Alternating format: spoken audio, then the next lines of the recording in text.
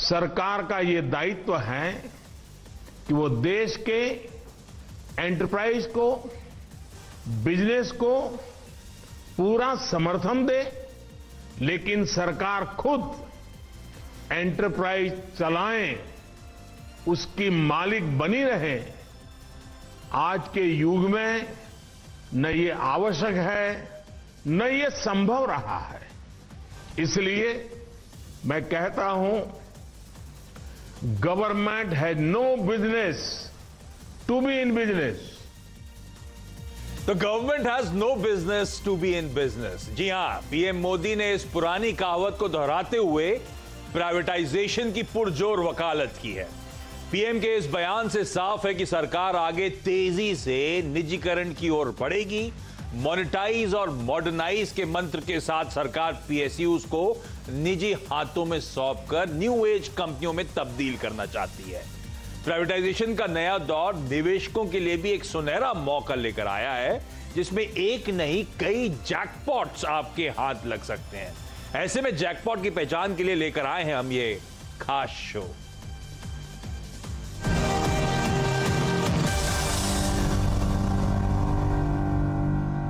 तो शो का नाम समझ ही गए होंगे आप लोग, पीएसयूज, पावरी हो रही है। तो पावरी तो हो रही है, स्क्रीन पे आप देख रहे हैं किस तरह से पीएसयू स्टॉक्स पिछले कई दिनों से एक्टिव थे और अनाउंसमेंट्स के बाद तो और आग लगती हुई नजर आई है। तो इस पावरी में हम सबको पार्टिसिपेट करने के मौके ढूंढने हैं। तो बेहतरीन स्टॉक्स, कई सारी अंडरवैल्यूड पीएसयूज, सही स्टॉक्स आइडेंटिफाई कर लिए तो बढ़िया कमाई हो सकती है। इस प्राइवेटाइजेशन की जो दौर की शुरुआत होने की बात करी जा रही है, तो ऐसे स्टॉक्स आइडेंटिफाई करने के लिए आप लोग को आपकी स्क्रीन पर हमारे 3 देश के जाने माने फंडामेंटल एक्सपर्ट्स नजर आएंगे। अरिहंत कैपिटल के Ashish Maheshwari, Motilal Oswal financial services limited के हेमांग जानी और मार्केट एक्सपर्ट सुदीप बंदोपाध्याय। आप सबका स्वागत है। और वाकई government has no business to be in business. Specifically PM ने कहा कि गवर्नमेंट की रिस्पॉन्सिबिलिटी है सपोर्ट करें, इंकरेज करें बिजनेसेस को, एंटरप्राइजेस को, और नॉट नेसेसरली सरकार उन कारोबारों को रन भी करे। ये क्लियर कट बात सामने निकल कर आई थी। और सुदीप सर, ये वेबिनार में जो पीएम के स्टेटमेंट सामने आए, ये हाईलाइट करते हैं कि शायद अब जो सरकार का की रिफॉर्म इनिशिएटिव होगा, शायद यही प्राइवेटाइजेशन होने वाला है ना?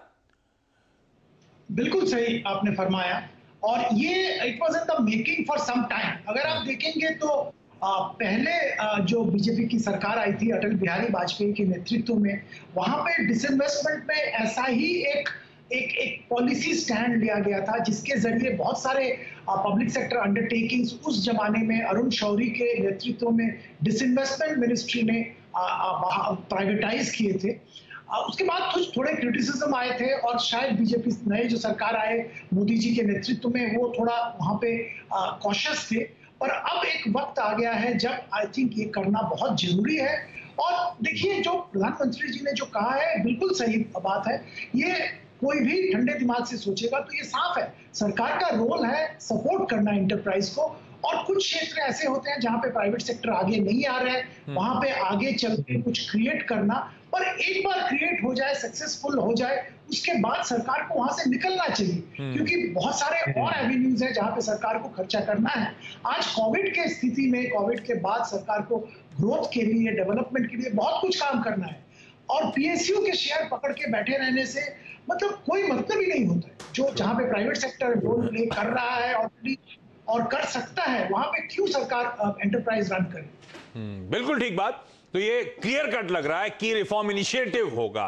तो रिफॉर्म्स कई सारे हुए थे और अब शायद ये प्राइवेटाइजेशन खास फोकस, खास थ्रस्ट एरिया हो। अच्छा, और क्या क्या पीएम मोदी ने, जरा क्विकली सुनिए, फिर बाकी एक्सपर्ट्स को भी जोड़ रहा हूं।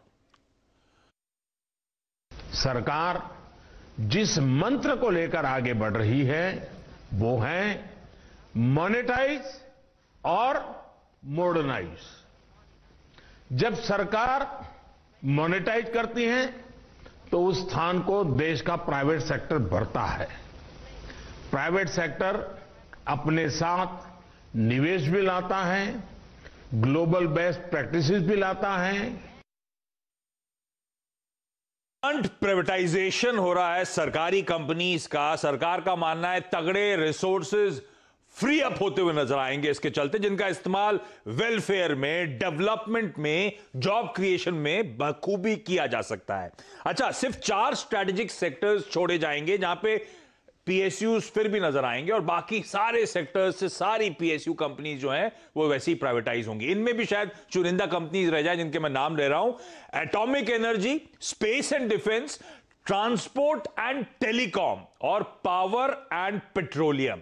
ये 4 ऐसे सेगमेंट्स रखे गए हैं जिसमें फिर भी आपको इवेंचुअली कुछ पीएसयूज नजर आए। सरकार के लिहाज से ये स्ट्रेटेजिक सेक्टर्स है, अदरवाइज बाकी हर जगह, और इनमें भी शायद कुछ हद तक कंसोलिडेशन, कुछ हद तक कंपनीज वैल्यू अनलॉक हो, कुछ रह जाए, ऐसा होता हुआ आपको नजर आएगा। लेकिन हेमांग सर, 100 कंपनीज बेचने की बात करी जा रही है, ये बहुत वैल्यू अनलॉक होने वाली है क्या सर? और ऐसे में क्या हम इन लिस्टेड कंपनीज के शेयर होल्डर्स के तौर पे अच्छा कमाई, अच्छा मोटा मुनाफा भुना पाएंगे? इस तरह की तस्वीर बन रही है क्या? जी बिल्कुल, अभी जिस तरह के स्टेटमेंट्स और जिस तरह का माहौल में बदलाव आया है आशीष जी, वो ये बता रहा है कि काफी क्लियर सोच है, काफी अग्रेसिव पोजीशनिंग है। और अगर आप देखें पास्ट में, तो हमारे पास ऐसे 2-3 एग्जांपल्स है जहां पे कि एक सक्सेसफुल प्राइवेटाइजेशन करके बहुत बड़ी मात्रा में वेल्थ क्रिएशन हुई है। मारुति हो जाए या हिंदुस्तान जिंक हो या दूसरे भी ऐसे 1-2 एग्जांपल्स है जहां पे ये हो रहा है। तो मैं समझता हूं कि सारी कंपनियों में नहीं होगा, बट जहां पे भी कंपनी में स्ट्रेंथ है और ओवरऑल विजिबिलिटी अगर किसी को लग रही है, तो डेफिनेटली उसमें बहुत बड़ा वेल्थ क्रिएशन हो सकता है। तो बहुत तगड़ा वेल्थ क्रिएशन हो सकता है। सही अपॉर्चुनिटीज तलाशनी है, बढ़िया अंडरवैल्यूड स्टॉक्स चुनने, और शायद इवेंचुअली अच्छी मोटी गाड़ी कमाई हो सकती है। आशीष, अच्छा आशीष सर, पहले तो ये मैं पूछना भूल गया आप लोगों से, ये पावरी और ये नाम अच्छा है ना? सॉरी आशीष, क्या सवाल आप ये आपने नाम देखा क्या? पीएसयूज पावरी और ये आपने वो देखा क्या, वो मीम्स वगैरह जो चल रहे हैं बहुत ज्यादा पावरी के ऊपर? यस, नाम ठीक है ना? बिल्कुल ठीक है आशीष जी, आई थिंक एकदम सही नाम चुना है आपने। अच्छा आशीष सर, ये एसेट मोनेटाइजेशन की हम लोग बात कर रहे हैं। 100 टारगेट सरकार ने चुने हैं जिससे 2.5 लाख करोड़ रुपए इवेंचुअली सरकार जुटाती हुई नजर आएगी। ये 2.5 लाख करोड़ कुछ कम नहीं है क्या? हम लोग तो सिर्फ बीपीसीएल के सम ऑफ द पार्ट वैल्यूएशन पता नहीं कहां तक पहुंचा रहे थे सर। देखिए आशीष, अभी जैसा माहौल बना हुआ है इक्विटी मार्केट्स का, मुझे कोई ऐसा डाउट नहीं है कि इतना पैसा रेज नहीं हो पाएगा। दूसरी बात ये कि सरकार को मालूम है कि जो नॉन कोर बिजनेसेस हैं उनको बेच देना ही बेटर स्ट्रेटेजी है, क्योंकि जैसा हमारे प्राइम मिनिस्टर जी ने भी कहा, there is no business of government to be in business. So non core businesses बिल्कुल डाइल्यूट होंगे, और इसके अलावा जहां पर भी कोई स्केल नहीं है या उनके लिए कोई स्ट्रैटेजिक वो नहीं है कि आपको इस बिजनेस में रहना जरूरी है, तब तक बिल्कुल वो बिजनेस डाइल्यूट होते रहेंगे। तो मेरा मानना है कि यदि आप जैसे भारत अर्थ मूवर्स की बात करें या बीपीसीएल की बात करें, यदि ये प्राइवेट सेक्टर के पास में कुछ साल पहले चले गए होते तो आज इनका स्केल ही बिल्कुल बदल गया होता। जो हमने दूसरी कंपनियां जहां पर भी डिसइन्वेस्टमेंट हुआ और प्राइवेट सेक्टर ने पार्टिसिपेशन किया, वहां हमने आउटपुट देखा। तो मेरा बिल्कुल सोच ऐसा ही है कि ये सही समय है जब जो डिसइन्वेस्टमेंट के थ्रू ज्यादा से ज्यादा सरकार पैसा रेज करे। क्या ख्याल है सरकार का? सबकी तरफ से एक थम्स अप आता हुआ, बिल्कुल कोई बिजनेस नहीं है सरकार का इन बिजनेसेस को ओन करना, इन बिजनेसेस को चलाना और इन बिजनेसेस पे लगातार पैसे झोंकने का, हमारे टैक्स पेयर्स मनी। तो कुछ स्ट्रेटेजिक सेक्टर्स को छोड़ के बाकी जगह डिसइन्वेस्टमेंट करें, एग्जिट करें, प्राइवेटाइज करें, उस पैसे का ज्यादा बेहतर विकल्पों में इस्तेमाल किया जाए। अब बहुत बातें हो गई, समझ लिया हमने कि सब अच्छा हो रहा है, लेकिन स्टॉक्स कौन से जिस पे दाव लगाना है। तो आशीष सर, आपके साथ शुरुआत करता हूं। महेश्वरी सर, सबसे पहला स्टॉक जो सबसे ज्यादा इस पीएसयू स्पेस का आपको पसंद आता है और इस एक्सरसाइज के उस साइड, कहते हैं ना एंड ऑफ द टनल, बड़ा मोटा पैसा मेरा इंतजार कर रहा है सर? जी, सबसे पहला मेरा पिक रहेगा बीपीसीएल आशीष। मेरा मानना है कि जो सबसे बड़ा पैसा मिलने वाला है डिसइन्वेस्टमेंट से, वो इस कंपनी के थ्रू ही रेज होने वाला है।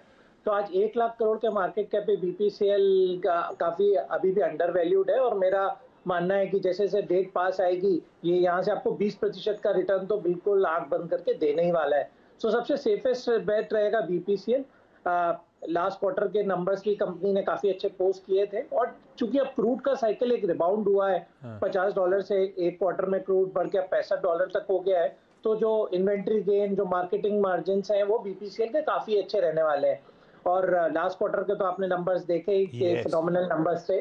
तो मेरा सलाह रहेगी बीपीसीएल को, बिल्कुल आज जरूर स्टॉक काफी भाग गया है, फिर भी अभी भी बाय करें, ये आपको स्टॉक 500 रुपए के पार मार्च महीने में ही देखने को मिल सकता है। 550 के टारगेट, तो 500 के पार इस मार्च के महीने में ही अगले महीने आपको नजर आएगा, और इवेंचुअली 550 तक के टारगेट, और 550 अच्छे खासे यहां से 20% से ज्यादा के रिटर्न्स इमीडिएट तौर पे स्टॉक में देखने को मिलेंगे। लेकिन आशीष सर, ये बीपीसीएल का डिसइन्वेस्टमेंट वाकई इतना आसान है क्या? क्योंकि सरकार को अपनी स्टेटेड पॉलिसी बड़ी क्लियर करनी पड़ेगी, है ना, कि प्राइसिंग में इंटरवेंशन नहीं होगा, नहीं तो फिर तो गड़बड़ा जाएगा मामला, जो भी खरीदेगा इस कंपनी को।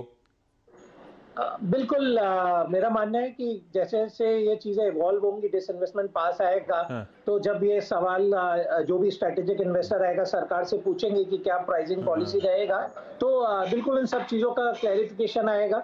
बट ये बिल्कुल एक मार्की एसेट है, आशीष, ये समझना चाहिए, जिसके लिए बिल्कुल काफी बड़ी बिड्स आने वाली हैं, और मुझे नहीं लगता कि यहाँ पे प्राइसिंग को लेकर कोई हिचक होगी किसी के लिए। बिल्कुल सही, और स्टेटेड पॉलिसी में अगर वाकई कोई क्लैरिफिकेशन आता है तो इसके पीयर सेट्स को भी आप लोग रडार पर रखिएगा। लेकिन बीपीसीएल इस समय स्ट्रैटेजिक डिसइन्वेस्टमेंट का सबसे बड़ा कैंडिडेट आपकी स्क्रीन पर, इस स्टॉक को रडार पर रखना है। अच्छे मीनिंगफुल रिटर्न्स इमीडिएट तौर पे मार्च के महीने से ही आपको यहां पे देखने को मिल सकते हैं। हिमांग सर, आपका सबसे प्रेफर्ड सरकारी कंपनी का बेट कौन सा है सर? आशीष जी, मेरा प्रेफर्ड कंपनी पीएसयू में सेल रहेगा, और स्टील अथॉरिटी के नाम से सब लोग इससे जानते हैं। और जिस तरह का हम रिवाइवल मेटल सेक्टर के अंदर देख रहे हैं, और प्राइसिंग एनवायरनमेंट है, आपको एक एग्जांपल देता हूं। अभी 30,000 करोड़ की मार्केट कैप है कंपनी की, और क्वार्टर के अंदर ही लगभग 5,000 करोड़ की प्रॉफिट इसने दिखाई है। तो ये नॉर्मली क्या होता है कि मेटल और जो कमोडिटीज है उसमें वॉलेटिलिटी होने के कारण लोग इसको पसंद नहीं करते हैं, पर इस तरह का अगर 2 और क्वार्टर में नंबर्स आने लगेंगे तो काफी अट्रैक्टिव प्रपोजिशन ये हो सकता है। और हमारा ये मानना है कि इंटीग्रेटेड कंपनी है, इवेंचुअली अगर इसको डाइवेस्टमेंट अगर इसका होता है तो बहुत जबरदस्त वैल्यू क्रिएशन अपॉर्चुनिटी हो सकती है एग्जिस्टिंग मेटल कंपनीज के लिए। तो ये कंपनी हमें काफी पसंद है, उसमें डेट रिडक्शन भी हुआ है। और हमारा जो टारगेट है, क्योंकि हमने पिछले क्वार्टर के टाइम पे इसका सेट किया था, तो वो 81 है, जो बहुत ज्यादा अपसाइड नहीं दे रहा है। पर ये अगर साइकिल थोड़ी अच्छी चलेगी तो इसमें बहुत बड़ा अपसाइड का पोटेंशियल बना रहेगा। Steel authority of India limited, साल के लो से वाकई बड़े तगड़े रिटर्न्स, और अभी भी यहां पे पार्टी बाकी है। सेल 80 रुपए के पार जाता हुआ नजर आएगा, यानी कि अच्छे खासे रिटर्न्स इन लेवल से भी ये सरकारी कंपनी देने का दमखम रखती है। और वाकई मेटल्स बहुत स्ट्रांग अप साइकिल में वैसे ही नजर आएंगे। कमोडिटीज मल्टी ईयर हाईस छू रही हैं, बेस मेटल्स, और उसका फायदा भी इन तमाम कंपनीज को मिल रहा है। तो सरकारी प्लस सेक्टर टेलविंड के चलते सेल 80 प्लस के लेवल्स के लिए यहां पे अप्रोच करिए। सुदीप सर, आपका सबसे प्रिफर्ड सरकारी कंपनीज में बेट सर? देखिए, मैं कुछ दिनों से ही इस स्टॉक पे बहुत ही भरोसा रख रहा हूँ, और ये बेहतरीन कंपनी पीएसयू सेक्टर में बाकी क्षेत्र में, बाकी कंपनीज में जो खामियां हैं इसमें वो नहीं है। भारत इलेक्ट्रॉनिक्स दिग्गज कंपनी है डिफेंस इलेक्ट्रॉनिक्स में, और जैसे जानते हैं कि सरकार का स्टेटेड पॉलिसी है डिफेंस मेक इन इंडिया, और इलेक्ट्रॉनिक्स एरिया जो डिफेंस है उस पर बहुत बड़ा सरकार का फोकस है। प्राइसिंग जो स्ट्रैटेजी है इसका वो भी चेंज हुआ है, कॉस्ट प्लस कर दिया गया है सरकारी कॉन्ट्रैक्ट्स के लिए, और उसमें सारे फैक्टर्स कंसीडर किए गए हैं। तो company will not be at a disadvantage, बहुत ही स्ट्रॉन्ग बैलेंस शीट है, और आने वाले दिन में इस लेवल से सिग्निफिकेंटली अपवर्ड मूवमेंट की संभावना हम देख रहे हैं। ऑर्डर बुक बहुत तगड़ा ऑर्डर बुक है, आने वाले दिनों में और भी ऑर्डर्स मिलने वाले हैं, वो क्योंकि डिफेंस में इंडिया में मैन्युफैक्चर का फोकस है। जो फॉरेन कंपनीज है उनके लिए भी एक प्राइज्ड एसेट हो सकता है अगर सरकार इसमें डिसइन्वेस्टमेंट या कुछ share holding, bulk share holding private companies को देने की सोचे। तो विद और without disinvestment BEL is my pick 150 से 75 रुपए का टारगेट लेके एक साल के लिए चल सकते हैं यहाँ पे। और अगर डिसइन्वेस्टमेंट जैसा कुछ स्टेप सरकार की तरफ से लिया गया तो ये एक नया चेहरा में उभर सकता है। तो डिसइन्वेस्टमेंट नहीं भी कर रही सरकार तो एक साल में 25% के अपसाइड, और डिसइन्वेस्टमेंट की कोई भी हवा लगी तो तेजी पे आग लग सकती है। स्टॉक में बहुत वैल्यू है और वैसे भी बीईएमएल का स्ट्रेटेजिक इन्वेस्टमेंट की तैयारी तो चल ही रही है, तो अगर वहां पे चल रही है तो उसका रब ऑफ तो बीईएल में वैसे ही आपको देखने को मिलेगा। 250 के लेवल्स आपकी स्क्रीन पर। 3 स्टॉक सरकारी कंपनीज हमने डिस्कस कर ली। बीपीसीएल आपकी स्क्रीन पर है, बीईएल और सेल। इसके अलावा 3 और बेहतरीन पिक्स बची हैं, लेकिन ब्रेक के उस पार उन पे चर्चा।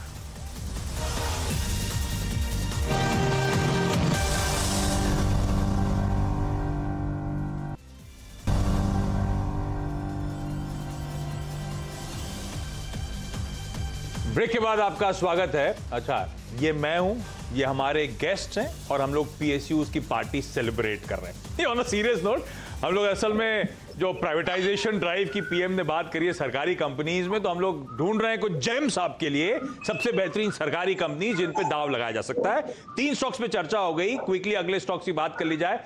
आशीष सर, ये बीपीसीएल के बाद अगला कैंडिडेट कौन सा? जी, दूसरा स्टॉक भी मेरा बी से ही शुरू होता है आशीष। ये बीईएमएल। अच्छा, जरूर इस स्टॉक में डिसइन्वेस्टमेंट करके सरकार को कोई बहुत ज्यादा पैसा तो नहीं मिलेगा, क्योंकि मार्केट कैप 4-4.25 हजार करोड़ का ही है। बट सरकार ने एक स्मार्ट काम ये किया कि उनके जो रियल एस्टेट एसेट है उसको अलग कर दिया है, और ये जो एज अ बिजनेस है उसको ही डाइवेस्ट करेंगे। बट फिर भी कंपनी के पास में जो मेजर एडवांटेज है कि मेक इन इंडिया होने के कारण से जो सरकार का इनिशिएटिव है, जितने भी बड़े डिफेंस के और एरोस्पेस के ऑर्डर है वो इस कंपनी को ही आने वाले हैं। तो मेरा मानना है ये स्टॉक बिल्कुल एक री रेटिंग के लिए ड्यू है। अभी भी जो ओरिजिनल उनका आईपीओ आया था उससे कम प्राइस पे स्टॉक अवेलेबल है।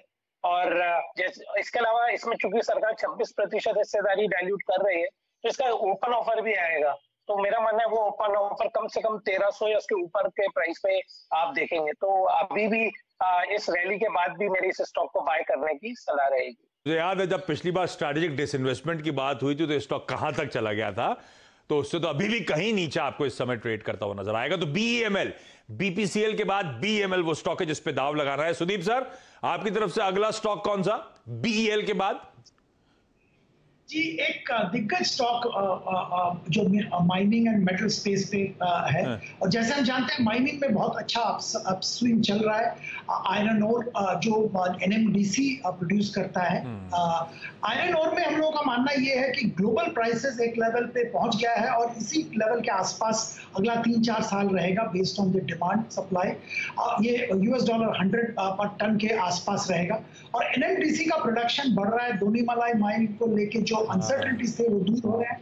इन्होंने कस्टमर बेस डाइवर्सिफाई कर लिया है, और स्टील प्लांट जो था वो सेपरेट होने के कारण इनका वर्किंग कैपिटल में बहुत अच्छा इंप्रूवमेंट हो जाएगा। ओवरऑल हम लोगों को लग रहा है करंट लेवल से करीब 150-60 तक जा सकता है एक साल के अंदर। यहाँ पे जरूर खरीदारी कर सकते हैं। यहाँ पे भी मैं वही बात दोहराऊंगा कि डिसइन्वेस्टमेंट, नो डिसइन्वेस्टमेंट, ये बहुत अच्छा स्टॉक है। डिसइन्वेस्टमेंट और नो डिसइन्वेस्टमेंट एनी विच वे इस कंफर्ट देता है, और डिसइन्वेस्टमेंट की अगर बात सामने आ गई तो शायद होपफुली ये स्टॉक्स और तूल पकड़े। तो कंफर्ट जोन में 150 के टारगेट्स के लिए अप्रोच करिएगा। और इंटरेस्टिंगली आपकी स्क्रीन पे हेमांग सर आएंगे, और हेमांग सर ने भी एनएमडीसी ही चुना है, तो वो एक कंसेंसस बेट है। हेमांग सर, आपके टारगेट्स क्या हैं और आपको क्यों पसंद आ रहा है? सो आशीष जी, बेसिकली ये इसका जो टारगेट प्राइस हमारा है वो 140 का है। इसमें काफी अपग्रेड की पॉसिबिलिटी रहेगी। जस्ट 1-2 एक्स्ट्रा पॉइंट जो मुझे पसंद है वो ये है एनएमडीसी के कि ये डेट फ्री कंपनी है, इसके रिटर्न रेशियोज काफी अच्छे हैं, और 8.5% के डिविडेंड यील्ड पे कंपनी मिल रही है। तो ये सारे जो पॉजिटिव्स है वो रेयरली आपको कोई कंपनी में मिलेंगे, जहां पे आपको ग्रोथ भी दिख रहा है, डिविडेंड यील्ड भी है, डेट भी नहीं है, और डाइवेस्टमेंट रिलेटेड ट्रिगर्स तो रहेंगे ही रहेंगे। तो ये काफी अच्छा कंपनी रहेगा from a PSU basket point of view. Okay, तो एनएमडीसी 140, 150 के टारगेट्स, 2 एक्सपर्ट्स को पसंद आता है ये सरकारी स्टॉक, ये सरकारी कंपनी। हमारे पास 6 बेहतरीन पीएस, 6 नहीं, एक तो कंसेंसस है, तो 5 बेहतरीन पीएसयू स्टॉक्स आपकी स्क्रीन पर। जो प्राइवेटाइजेशन की बात करी जा रही है, जो रिफॉर्म पुश की बात करी जा रही है, उसका बड़ा फायदा आपको यहां पे देखने को मिलेगा। और प्राइवेटाइजेशन और नो प्राइवेटाइजेशन, ये स्टॉक्स वैसे ही बहुत अच्छी सरकारी कंपनियां हैं जो कंफर्ट देती हैं। तो सेल हुआ, एनएमडीसी हुआ, बीपीसीएल हुआ, बीईएमएल हुआ और बीईएल हुआ। इन स्टॉक चाहे तो क्लिक करके इमेज रख लें, नोट डाउन कर लें। ये वो सरकारी कंपनीज हैं जिनको हमें रडार पर रखना है, जिनमें आज भी खरीदारी करने के बेहतरीन मौके। सुदीप सर, आशीष सर, हिमांग सर, आप सबका बहुत बहुत धन्यवाद वक्त निकालने के लिए, इस पार्टी में हमें कुछ बेहतरीन पिक्स देने के लिए, और आप सबका इस खास पेशकश को देखने के लिए बहुत बहुत धन्यवाद। लेकिन बने रही है सीएनबीसी आवाज पर, न्यूज कवरेज इस ब्रेक के उस पार भी कंटिन्यू करेगा। नमस्कार।